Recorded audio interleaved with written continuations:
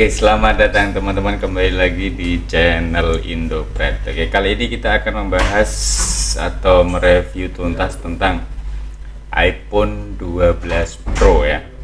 Kita akan bahas mulai dari awal sampai dengan akhir, dari body, desain, baterai, layar, performa dan lain-lainnya. Jadi kita akan kupas tuntas. Namun sebelum itu, teman-teman, sebelum lanjut jangan lupa untuk klik tombol like, subscribe, dan komen, karena setiap iklan yang tayang di channel ini sebagian hasilnya kami salurkan untuk anak-anak yatim dan yang membutuhkan. Nah, dengan support kalian kita bisa bantu lebih banyak orang, jadi yuk ikut jadi bagian dari kebaikan ini bareng-bareng.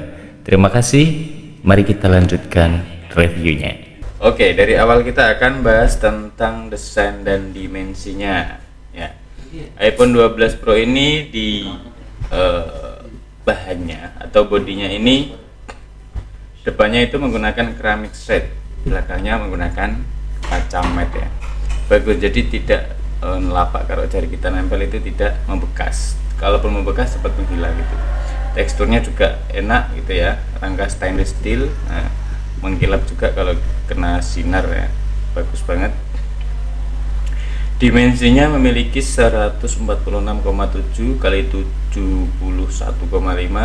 kali 7,4 mm, cukup tipis, enak kalau di genggaman ini, cukup enak, nyaman. Beratnya hanya sekitar 189 gram saja, jadi enak banget, cocok untuk 2025 ini, masih oke menurut saya. Segi body worth it sih. Kalau harganya nanti kita sepilkan. Ketahanannya itu IP68, jadi tahan debu, tahan masuk air sampai dengan 6 meter itu masih bisa selama 30 menit. Jadi kalau mau dicoba sih kurang ya, nggak dicoba. Jadi untuk ketahanannya seperti itu, insya Allah awet gitu, aman. Terus segi layarnya,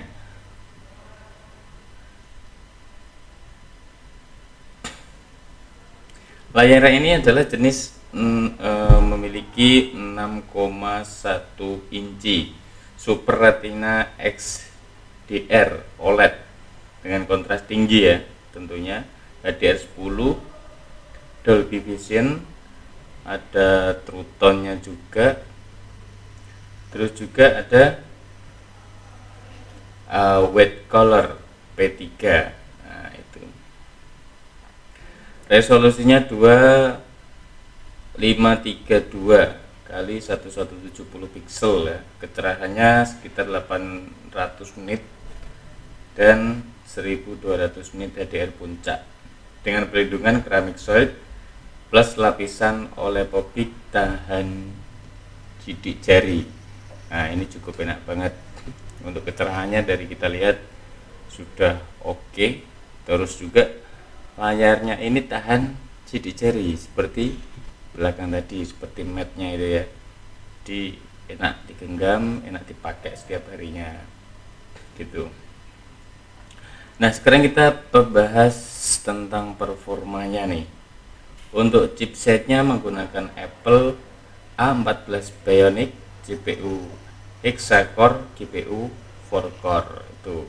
RAM-nya sendiri memiliki 6 GB dan internya macam-macam. Jadi ada yang 64 GB, ada yang 128 GB, bahkan sampai yang setengah tera atau 512 GB.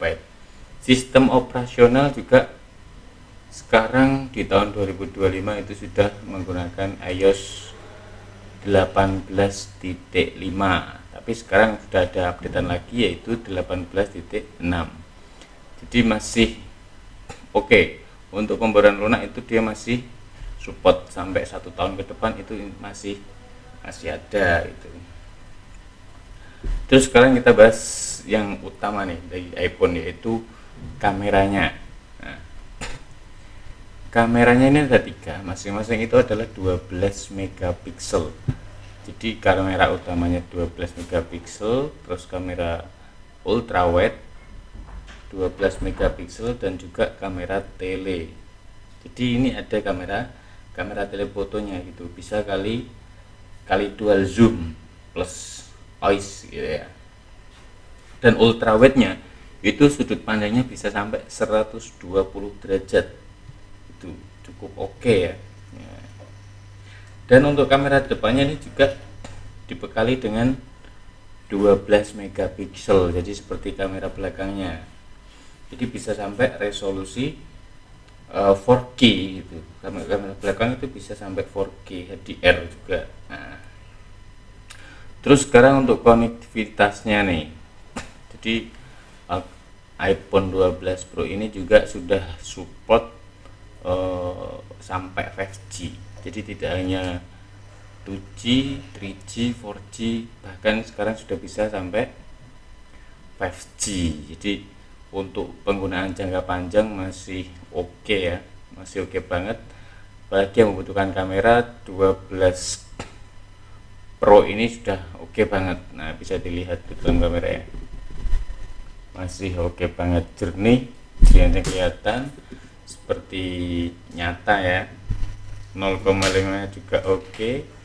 Telefoto juga oke banget, masih worth it untuk dibeli di tahun 2025 ini. Terus baterainya gimana bang? Nah, kita bahas.